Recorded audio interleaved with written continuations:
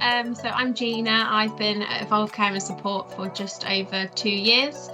Prior to being at Evolved, I worked also in the healthcare sector, first starting off in recruitment and then actually falling into an IT role, which I then moved over to Evolve to also join the IT team here. I did my operations manager level 5 apprenticeship. Yeah. And prior to that, have you ever done any apprenticeships as well? I did do one years and years ago in recruitment. Right, okay. A very long time ago. And actually, when I worked at retail, one of my first jobs, we actually had an apprenticeship there. And I was the mentor or the assessor there. So I had an apprentice that worked for us, and we had to go through his booklet on a weekly basis. I think for me, I've always been open to progression in every position and every sector that I've held. I'm not particularly somebody who just wants to sit still in the position that they're in. I'm always looking for my next move, no matter what direction that might be in. I do believe that if you want to be considered for opportunities within a business, you need to be able to show that you're willing to learn and you can take on those extra responsibilities. And I feel like taking part in an apprenticeship and completing an apprenticeship probably does just that. For me, if I'm honest, I've never really known what I've wanted to do. So university out of school wasn't really an option for me. I think apprenticeship appeals to me because it's obviously funded through the company, which is a great benefit, and I can do it alongside working in a full-time role. For this particular one, somebody in our team at the time, I believe, was working with Impact Futures as you came on board with us. So it's actually this colleague and my manager that sent me over the details for this particular opportunity. I think for me, I didn't see much change in my working week. I'd say my typical day was still the same. I still did everything I would have ordinarily done and attended the meetings I would have attended.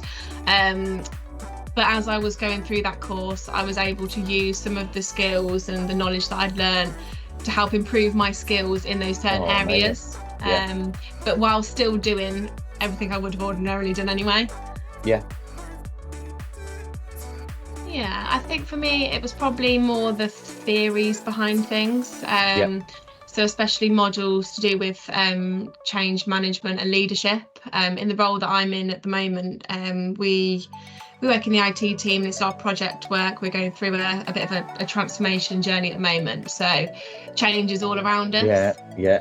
So I think to be able to research those theories, see them visually, see them in practice as well, was probably the most valuable skills and knowledge for me.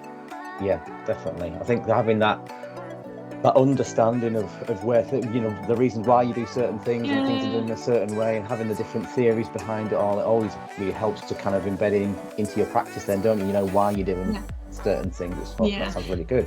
I think it gives you options as well when you get to explore the different theories, and you think which scenario really suits me on this occasion.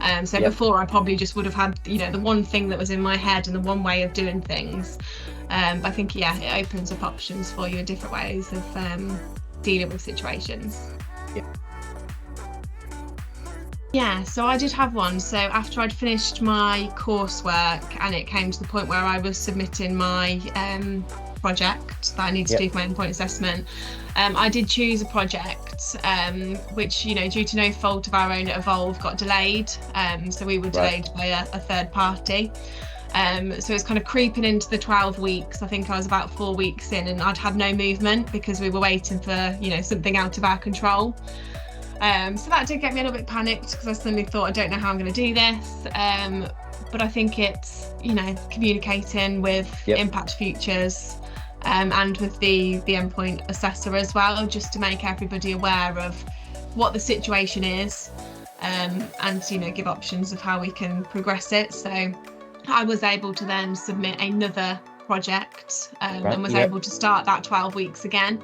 I was a little bit panicked that I'd have to submit a new project, but I'd still have to squeeze it into my 12-week window. But I think it's just having that communication, and raising concerns as soon as you can, really. It is a lot of work, an apprenticeship. You do need to be organised.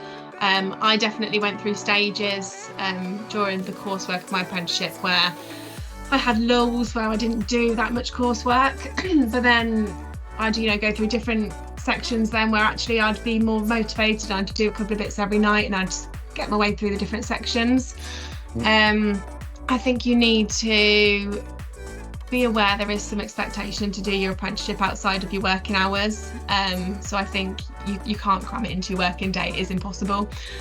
So just to have that time set aside outside of work as well would be my advice. So obviously we've been doing the apprenticeship course for the last 18 months and I've actually been lucky enough within those 18 months to be promoted twice. So I've more recently now in December started my new role as head of IT applications, which is a great opportunity. I do believe, without the knowledge that I've learned in this apprenticeship, I probably wouldn't be as confident as I would be about taking on this role, specifically around the financial area. So that was a section in the apprenticeship that we did, which was all around finances, and it's something that I haven't had any exposure to in my previous roles really.